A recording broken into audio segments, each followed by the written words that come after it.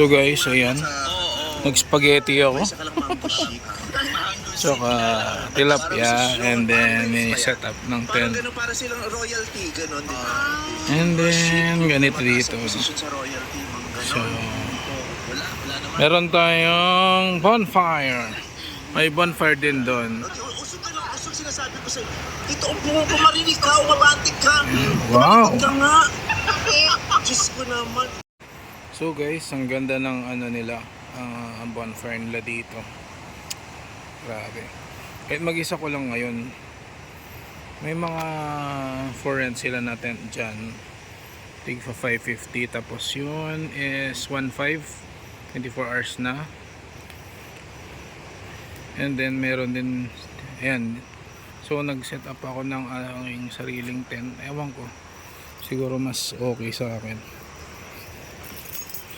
So mag-isa ko lang guys ngayon dito.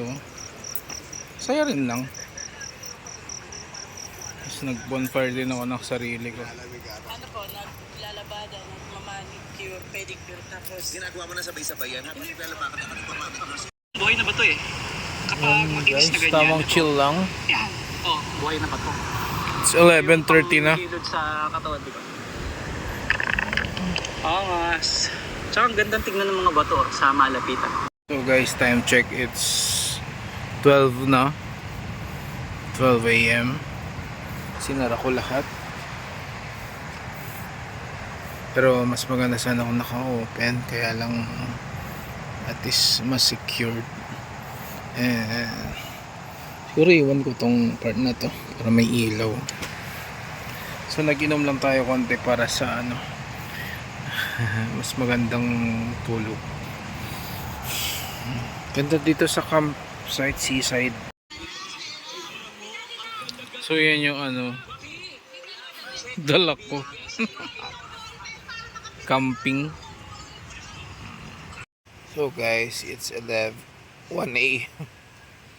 Launa na.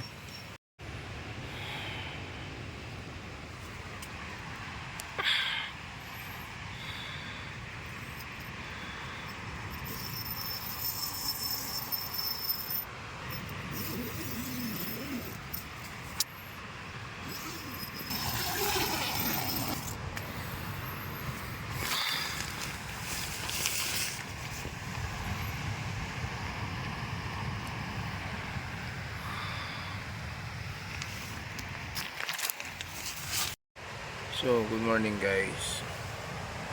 Success, nakatulog tayo dito. So,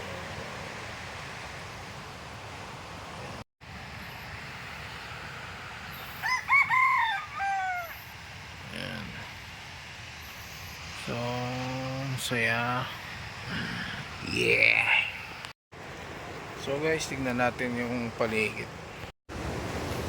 Ayan, so guys, tingnan natin yung paligid, no?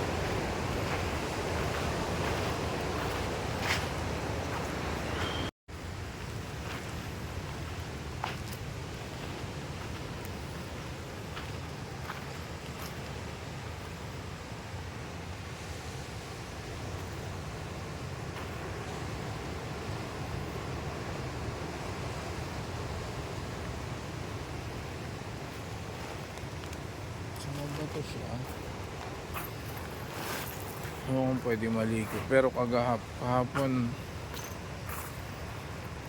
naligo naman yung yung caretaker. So set up ko.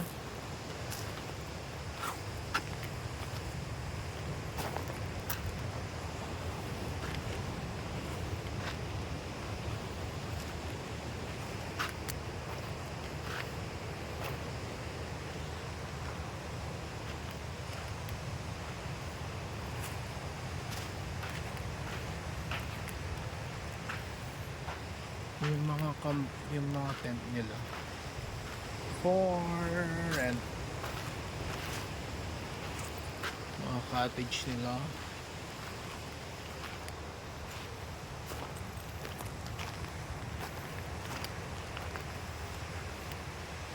Yung bonfire kahapon, kagabi.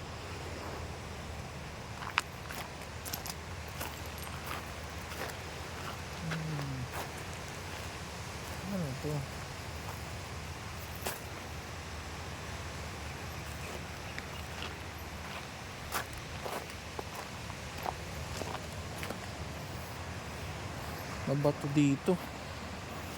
Pero pwede naman yata maligo dun. Hindi siya mabato na doon na part.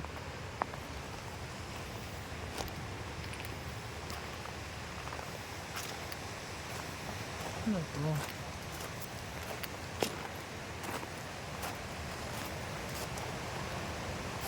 Daming corals.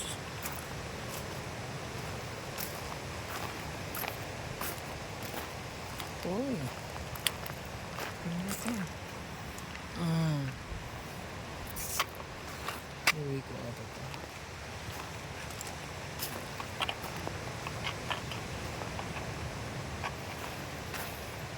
Ang ganda. Ano ba ito?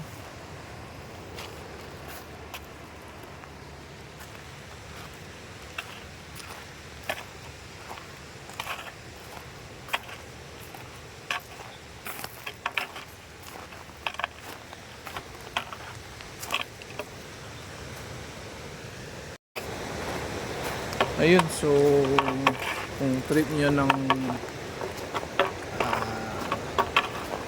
mag-camping, murang-mura lang dito. Mas mabait pa yung caretaker. So ang binayaran ko 200 for tent pitching, tapos kada packs na papasok or mag-i-stay is 60 pesos. So 260 na yung binayaran ko dito. Goods na siya. Nakatulog naman ako ng maayos. Maliwanag din ang paligid.